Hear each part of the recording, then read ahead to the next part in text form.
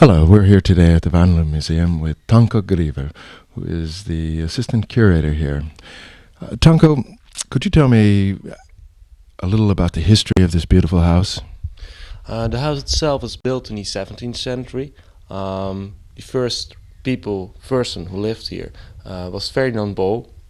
He was a very successful pupil of Rembrandt, so he could afford to live in a large house on the newer areas of the city in his time. But the house itself, the interiors are all in the 18th century, Rococo, and later on to the Neoclassicism style.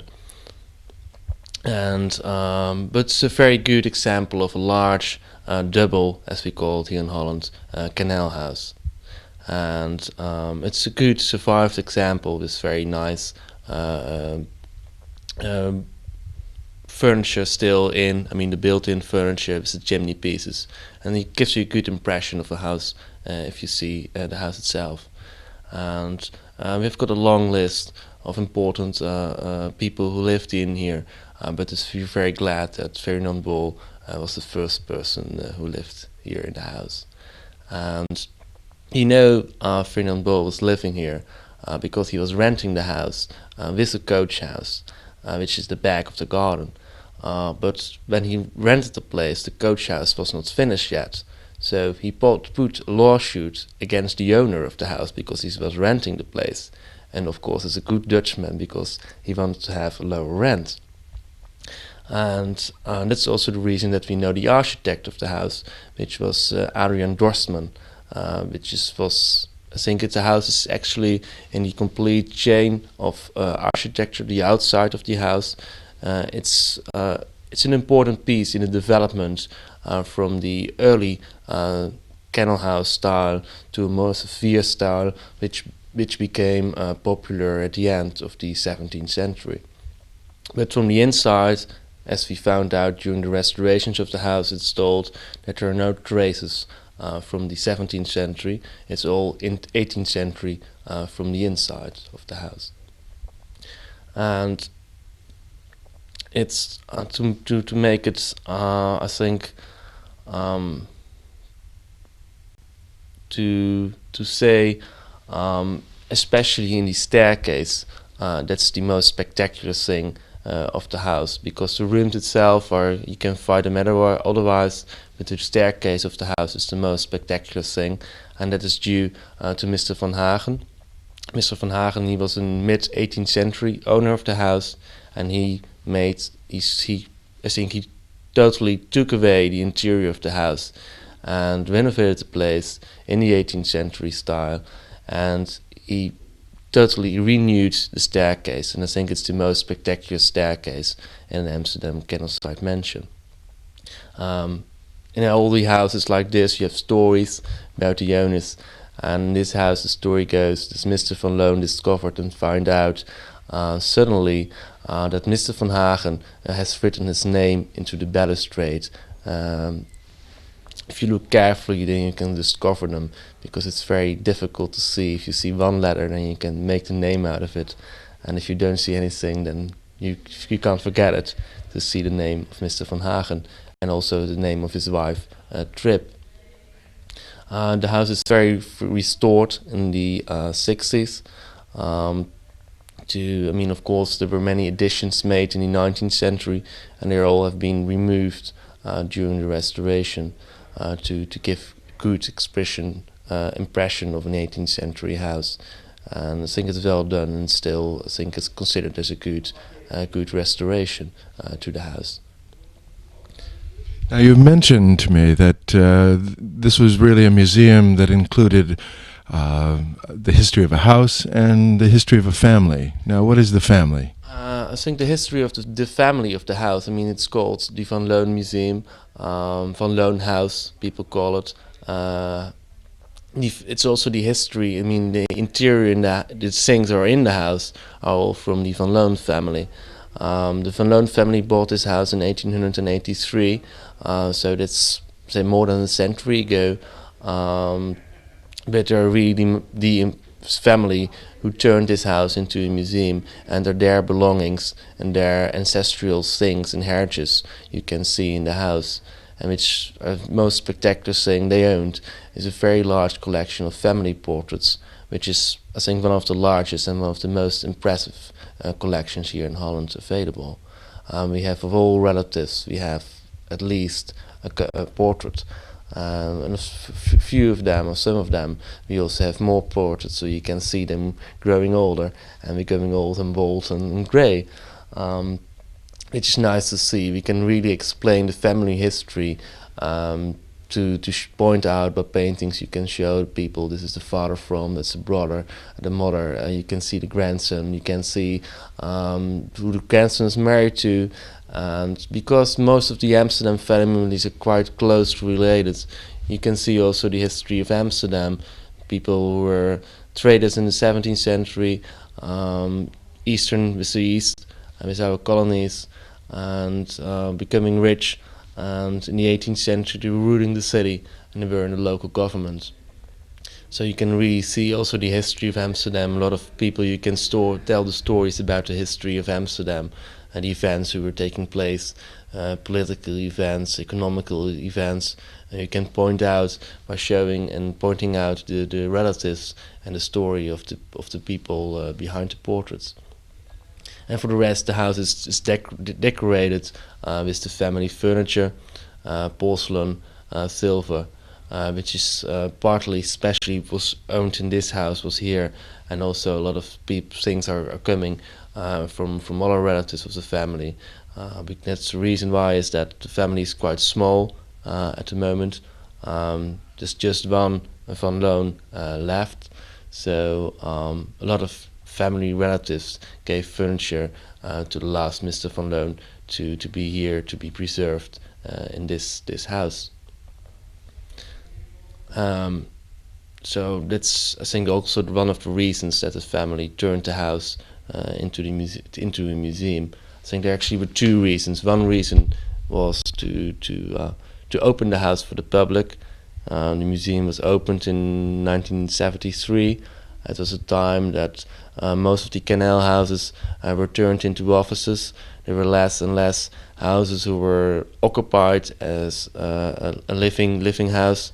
Most of them were closed for the public. So Mr. Van Loon wanted to make sure that also people in the future would be able to see a house like this and how life is in a house like this. And of course nowadays it turned into another direction. I mean, most of the offices are turned into houses at the moment, but I think in his age, 1960, 1973, when the museum was opened, there were less and less houses occupied by people. They were all offices. So that was one of the reasons he opened it, and the other reason was to keep together the collection, because in Holland, because of our inheritance system, most of the collections are split up, and they split up any further in the future. And I think the only way to keep them together here in Holland is to turn things into a foundation. Then you make sure that they will be kept together also in the future. And because that's the thing that makes family portraits interesting. If you have the combination, if you have them all, then you can tell the story of the family.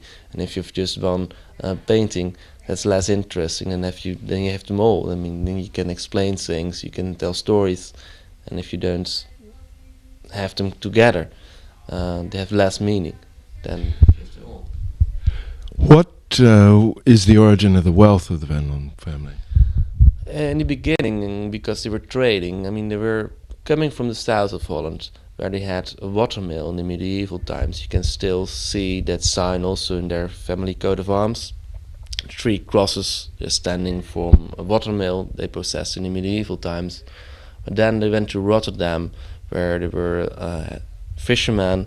They had fishing ships, and from the fishing ships, I think Holland turned into a marine nation. The fisher ships were trading further and further.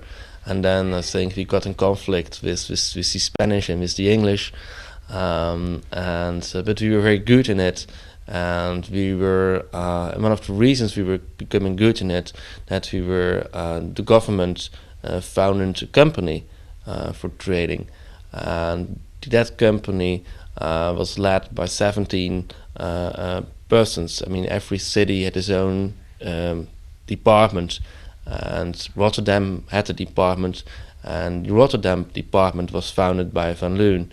But the Van Loons were clever enough to think that Rotterdam would become less important than Amsterdam, so they moved to Amsterdam, and also here they were in the head of the department of that company, our Eastern Trading Company. And because there were ships tradings, there were ship insurance they did, but also trading itself, and they had stocks in the trading company. And I think that was the origin of the wealth of the family. And then, because they became wealthy, they did several good marriages into all the families in Amsterdam and other families to get also power, and to keep powerful thing. Then you need powerful contacts to keep powerful. And their coat of arms changed at some point, reflecting this new shipping thing, huh? From the watermills? Yes, I mean, the coat of arms is now different looking than it from in the past. I think it first appeared around 1610, 1620, that they added two black hats into their coat of arms. So it's a lot of people are very shocked if they see the first time they see the family coat of arms. They think immediately of slave trade. It's a thing I suppose to be ashamed of. It would be if it would be. So the Van Loon family spent some investigation into the history of their coat of arms, and they found out that they were never in slave trade, because the slave trade was based to the west, and they were trading with the east, and the Eastern Trading Company had nothing to do with the slave trade. But there were black persons in Holland at the time in the 17th century. They were there, and they were a symbol of status. They were standing at the back of the coach when the family was going out. And I think that's also the reason why they added it to the family coat of arms as a symbol of status. And hopefully that's the reason that they did it. Otherwise, I think you have a problem.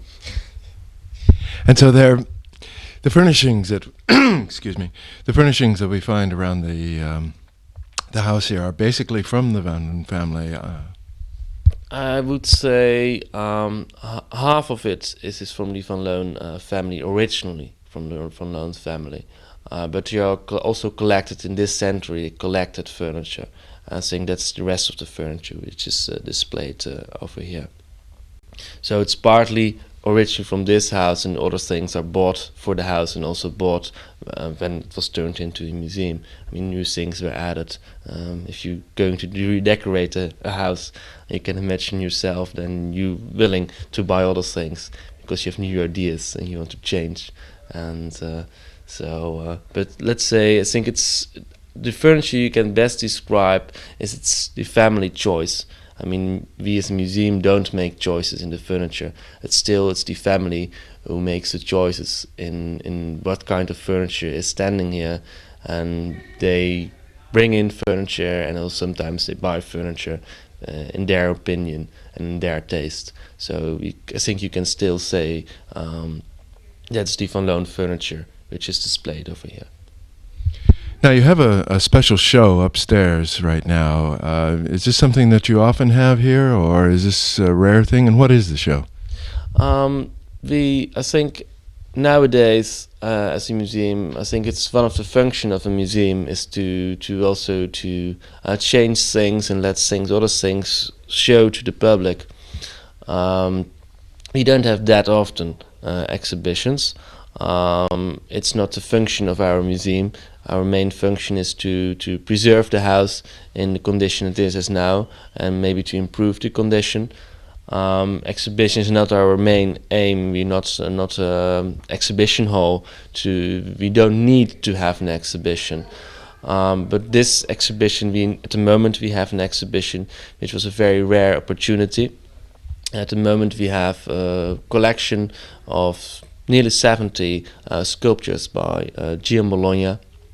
It's a private collection from from Michael Hall, and there are also sculptures who were really very fitting. They were always has been sculptures for private collectors, and that means it's very very good for our museum. It's very well fitting into a museum because we are really a private museum.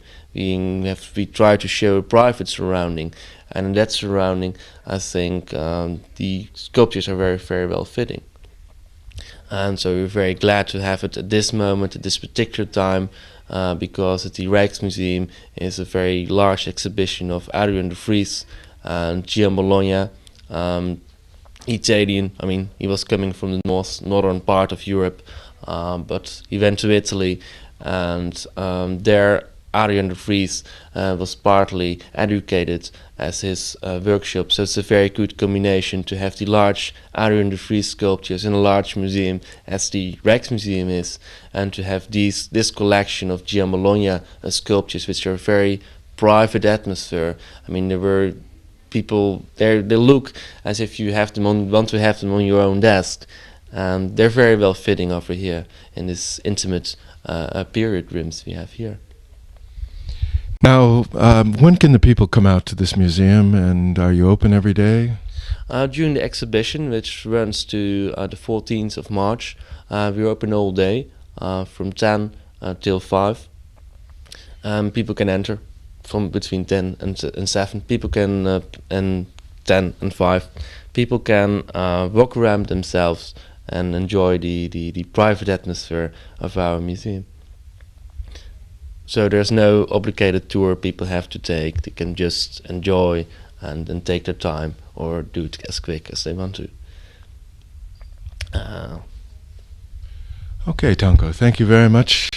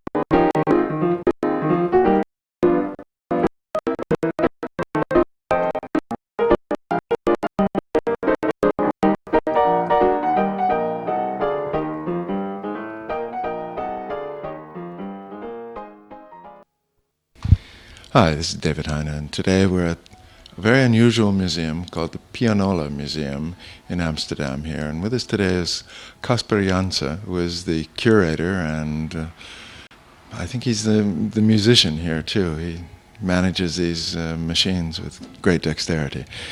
Maybe you could tell me a little history of this museum, Casper.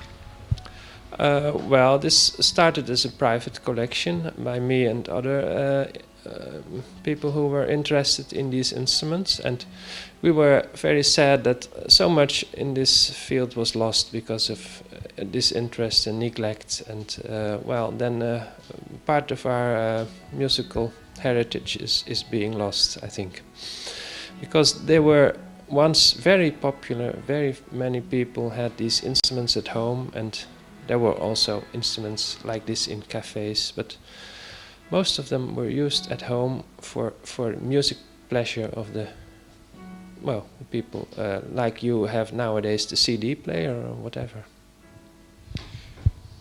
You've amassed quite a collection here. How many rolls and instruments do you have in your museum? Well, we haven't counted them lately, but we have about 40 to 50 different instruments and about 15 to 20,000 music rolls for them. Now, many of these are actually played by the composers themselves, aren't they? Many are played by the composers or by famous pianists of the first decades of this century, 20th century.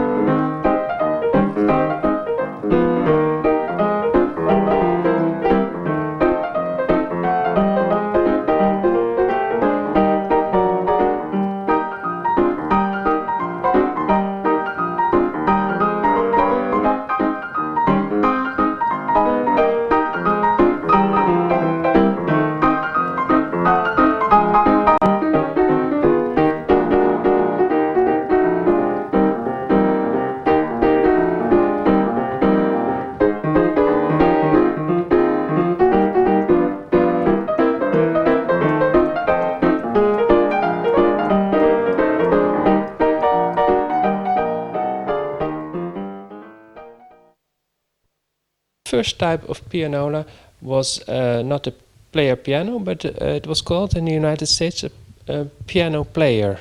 And they also call it a push-up pianola because it will play on the keyboard of your piano or grand piano at home. The invention of the pianola was mainly for to bring music in the private home. So, and that was the reason for its huge success. Because many people loved to have music at home, and then the gramophone was still very primitive, and for piano music not of great quality. And with a pianola you can perform the music easily. You just have to buy the roll of the music and pedal, and here the Für Elise will come to life.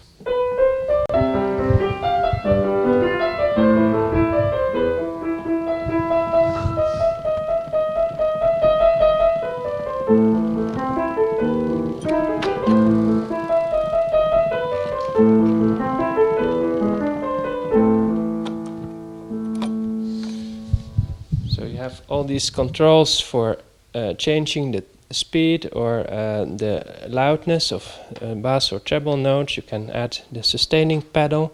You have much control over how the music will be played. So, in other words, the people could just buy one of these units, these pianola units, and play the piano they already own. Yes, this was around the turn of the century. These instruments, were available in a music shop. At first, only in the United States. There were about 5 different factories building these instruments. But the Aeolian Company, with their trademark pianola, soon became the foremost, and they had soon also outlets in Europe to build these instruments, and they were sold here also in large quantities. So these push-ups were built about 10 years, and then the more common form of the player piano, that was the whole mechanism inside a normal piano, which you could play by hand and also with the rolls. So the rolls themselves operate this. How do they work? Well, this is thin paper with holes, and it's the paper is moving over this tracker bar, which has 65 holes in this case, for 65 notes which can be played. And well, it's a fully pneumatic system, so it's and that's why it can be just thin paper. So it's completely different from a fairground organ or a street organ.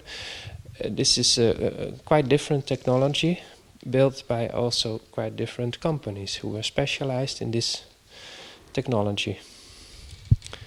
And it was primarily for those families whose daughters refused to learn their piano lessons, right? Maybe, but well, you see always on the advertisements for this, in this case of the Aeolian company, you see always ladies in beautiful dresses in their rich homes with a grand piano. Well, they are enjoying themselves with good music, but you could buy a very wide variety of music, piano music, but also symphonies arranged for the piano, or operatic music arranged for the piano, or dance music.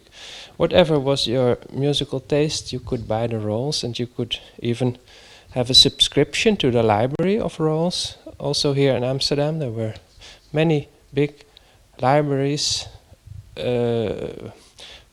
which were operated by the piano shops in this city. In this day and age of CDs and tapes and all the other kinds, it's hard to imagine that those days, really, there was no music as we know it today that could be reproduced over and over again. So this must have been quite a jump in technology in the musical world. Huh? Yes.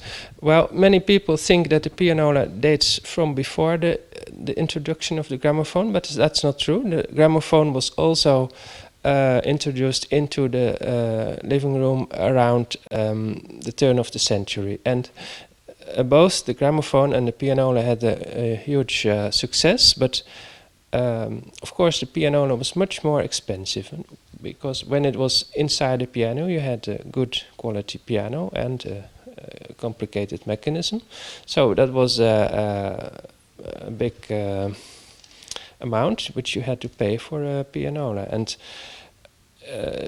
it was because of the depression years that the pianola industry collapsed completely. They were too much of a luxury, and people stopped buying them, and they changed over to the gramophone, which was improving in quality, and of course also the radio for music at home.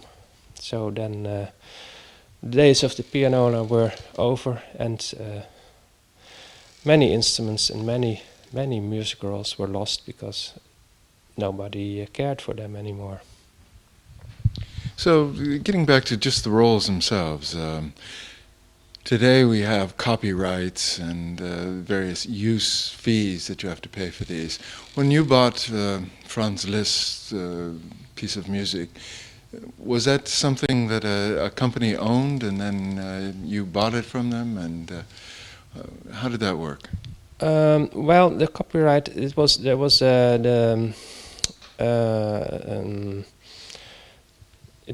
legally arranged around 1910. So from then on, these companies had to pay the licenses for using the music of composers who were still alive, or maybe they were not so long dead for not so long a period. But Beethoven, of course, they had not to pay any rights for performing this music.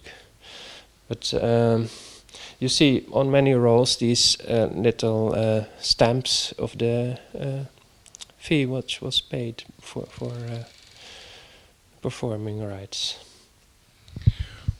So there were certain companies that just made the rolls, and other ones made the apparatus itself?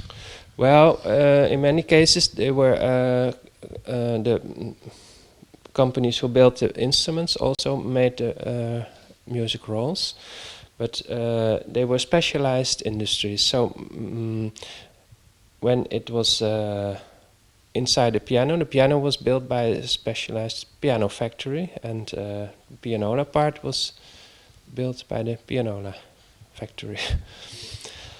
So the first ones were the pianolas, and after that, what other kinds came on the market? Well, you have two different types of instruments. You have the foot-operated, semi-automatic instruments, and you have the fully automatic reproducing instruments. So then you have the playing of a famous pianist recorded onto the roll, and that is a very different instrument.